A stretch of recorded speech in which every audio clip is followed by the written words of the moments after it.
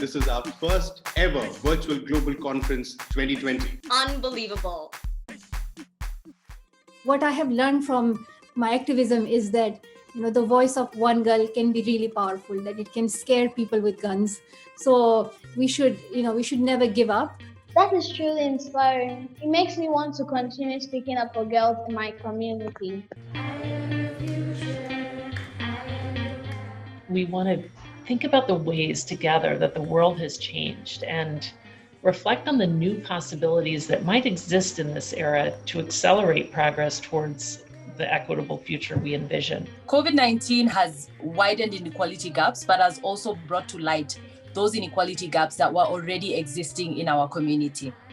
Now, we can choose to look at this in different ways. One, we can say that, okay, now we found ourselves in a situation where the gaps are getting bigger, and we don't have solutions that are going to help us, put in place measures that can help us, bridge these equality gaps.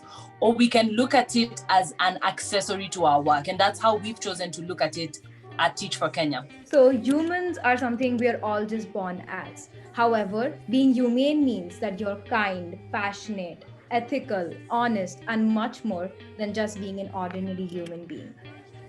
Global competence is the empathy at the aggregate level as a concept. To what extent are we open to other cultures? To what extent are we committed to sustainable development? In a way, I would regard the idea of global competence as the concept of empathy at the aggregate level. We have Flora, who says, so much love from inclusive education at Teach for All's Global Conference. I'm sure people love it. The Ministry of Education could no longer be silent or ignore us. They had to be part of Teach for Sierra Leone. Now we find ourselves being ambushed by potential supporters from the government. We went from seeking approval from one ministry to galvanizing the support of numerous ministries. In their support to us, they are displaying the collective leadership that we one day envision our fellows, students, communities, and alumni will follow. Երբ իմացանք, որ պետք է մասնակցենք դասավանդիր Հայաստանի ամառային առցանց ճամբարին, ողջավորությամբ հաշվում էինք օրերը, բայց մեր մտքով անգամ չէր անցնում, որ ճամբարի առաջին օրը կսկսվի կրակոցներով, որոնք ընդամենը մի քանի կիլոմետր էին հեռու։ Իհարկե, պայթուններն ուժգին էին, սակայն մեր երազանքներն էլ ավելի ամուր էին։ We are a group of over 1,000 teachers and educators who are working beyond borders to ensure that children with no or minimum internet connection do not miss out on quality education. I joined the Teaching Without Internet Alliance through a WhatsApp group, and amazingly, I discovered that many teachers were facing the same problem. We're all realizing that this is just the beginning of the impact of technology. It is not simply about replacing the physical classroom when needed. It is about changing the nature and the potential of education. And then now we have this issue of racial injustice when it comes to local organization, what we are facing around the world so far.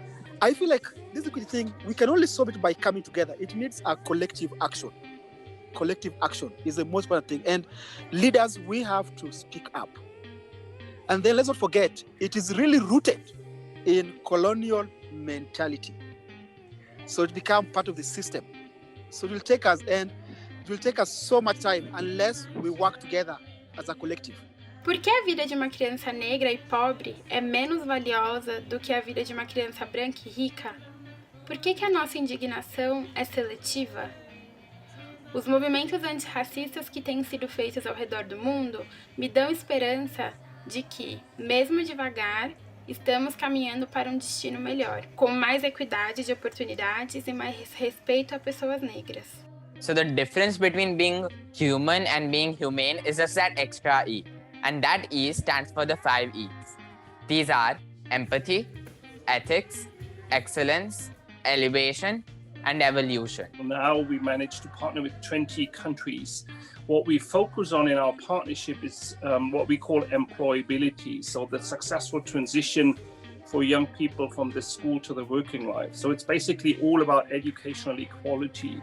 Elsie and I just wanted to thank you for joining us these past 3 days. It's been truly an honor and a privilege to experience this conference with all of you. Know that you actually also have that bigger purpose that you all are committed to. And that bigger purpose at this moment has to be about opening the possibility for those kids to be part of this larger world. And whichever way you can do it, just do it.